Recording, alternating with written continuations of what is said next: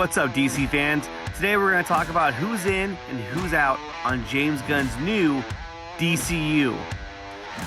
But before we get to that, make sure you like, share, and subscribe to the channel. And if you want to support the channel, make sure that you become a member and join us over on Patreon. We also have links to merchandise and merchandise over on Amazon.com. With that being said, let's start the countdown of all the characters who are in and out of James Gunn's DCU. Number 10, Gal Gadot as Wonder Woman.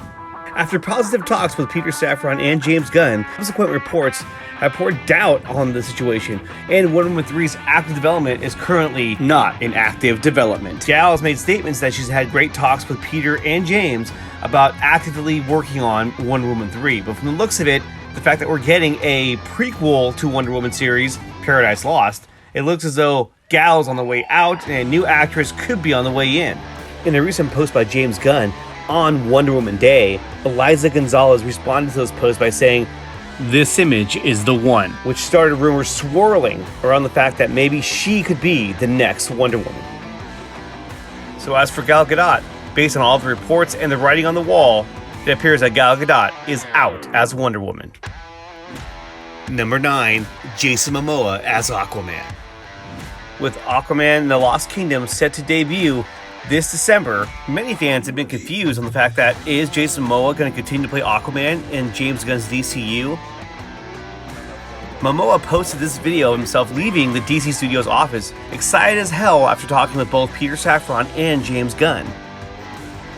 At the same time, James Gunn posted this image of Lobo and got this reaction out of Jason Momoa. Did he really? He posted a photo of Lobo. Show me. He posted a photo of Lobo on...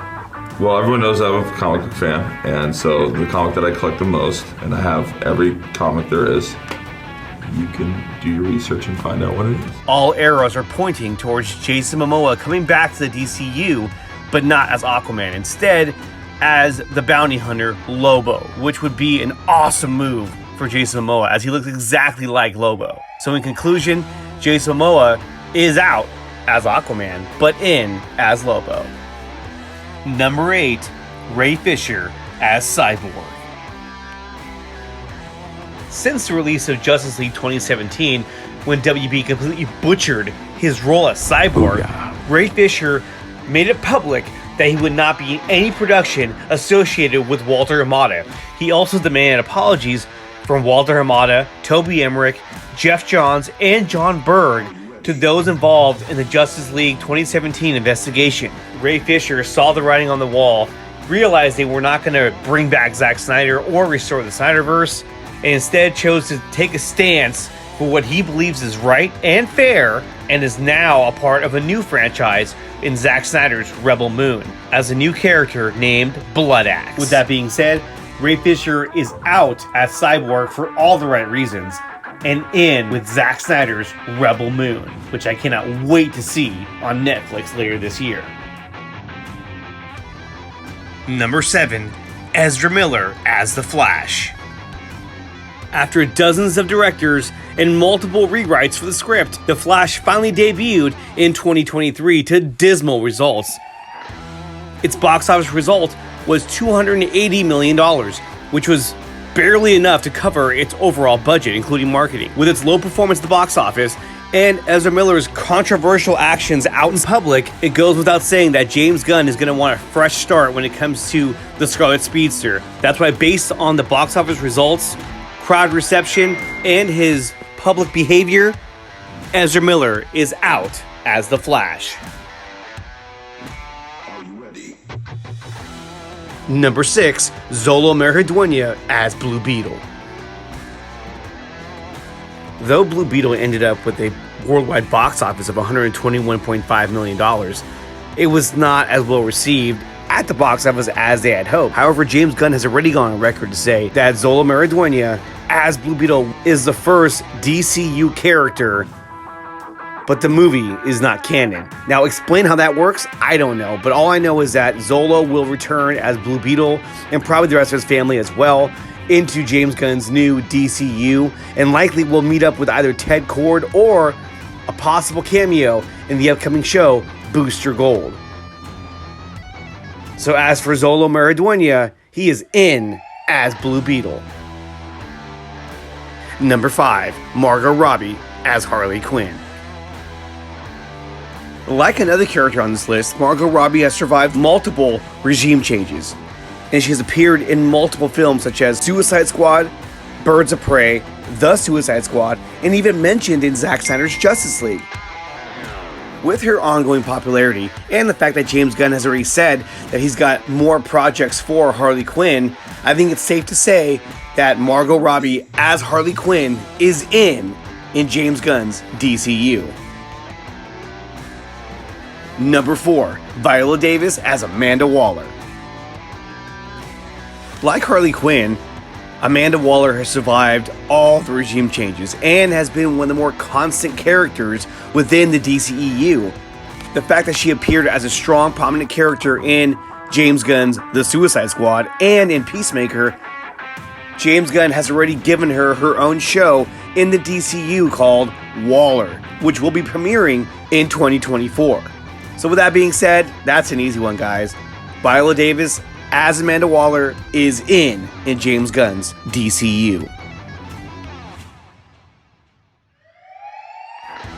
Number 3, the entire cast of Peacemaker. Yes, Peacemaker may have been a controversial show, but at the same time, it was a smash hit on HBO Max, picking up millions of views and earning a second season within James Gunn's DCU. And similar to Amanda Waller and most of the cast of the Suicide Squad, James Gunn plans on bringing over the entire cast of Peacemaker for season 2 in the DCU. Not to mention his wife, Jennifer Holland, plays Amelia Harcourt in Peacemaker. He ain't gonna fire his wife. So, like Amanda Waller, the entire cast of Peacemaker is in James Gunn's DCU. Number 2, Ben Affleck as Batman. As one of the more popular and longest standing Batmans of 7 years, Ben Affleck's Batman has become one of the most iconic versions of Batman to ever hit the silver screen. Appearing in Batman vs. Superman: Dawn of Justice, Zack Snyder's Justice League, The Suicide Squad, and yes, Justice League 2017. Why did you say that name? Ben Affleck's Batman has been one that fans have clamored for years to do his own solo film, which was in production at one point, but because of studio intervention and bad decision-making by the hands of WB, Ben Affleck has walked away from the role, but did make a return for Zack Snyder's Justice League and also for Andy Muschietti's The Flash. In fact, his role was supposed to be replaced by Michael Keaton's Batman moving forward in Walter Hamada's DCEU. They even filmed a scene where Ben Affleck was calling back to The Flash from another point in time, asking The Flash to find him, which would have opened the door for more of Ben Affleck's Batman as they were moving towards a Crisis on Infinite Earths movie.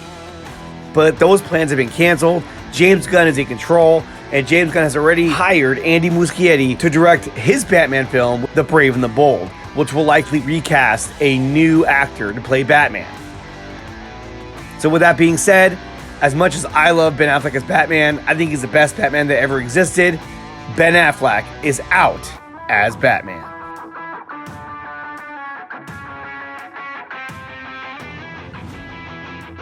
And before we get to our number 1 on the list, make sure you guys like and subscribe to the channel and support the channel by becoming a member or joining us over on Patreon. We have links to show merchandise down below and also merchandise on Amazon.com. So with that being said, let's move on to our number 1, Henry Cavill as Superman. We all remember this video in October of 2022 when Henry Cavill announced his return as Superman because of the end credit scene that was in Black Adam. You know, this scene. Black Adam. We should talk. But the following day, James Gunn announced that Henry Cavill would not be playing Superman. And this left a lot of fans upset because why would you let Henry Cavill make this announcement, be in Black Adam, and then tell him that he's been fired? Well, I guess he wasn't fired because there was no contract in place. Cavill even appeared in a deleted ending scene of The Flash, in which he appeared alongside Gal Gadot as Wonder Woman, Sasha Calle's Supergirl, and Michael Keaton's Batman in an ending that was put together by Pam Abney and Michael DeLuca. But since James Gunn has taken over, that ending was never seen and was essentially deleted for an ending that had zero payoff. There was even talks that Man of Steel 2 was in production and the villain would have been Brainiac. But reality sets in. David Corenswet will be the Superman moving forward in James Gunn's Superman Legacy, and only time will tell how Legacy performs in the overall box office. I have hopes that James Gunn can put something really cool together, but it is sad that we're not going to be getting Henry Cavill as Superman moving forward. So with that being said, Henry Cavill is out as Superman.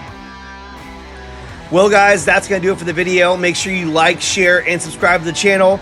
Consider becoming a member and joining us on Patreon to help support the channel. We have links to show merchandise and links to merchandise over on Amazon.com. And guys, I will see you next time.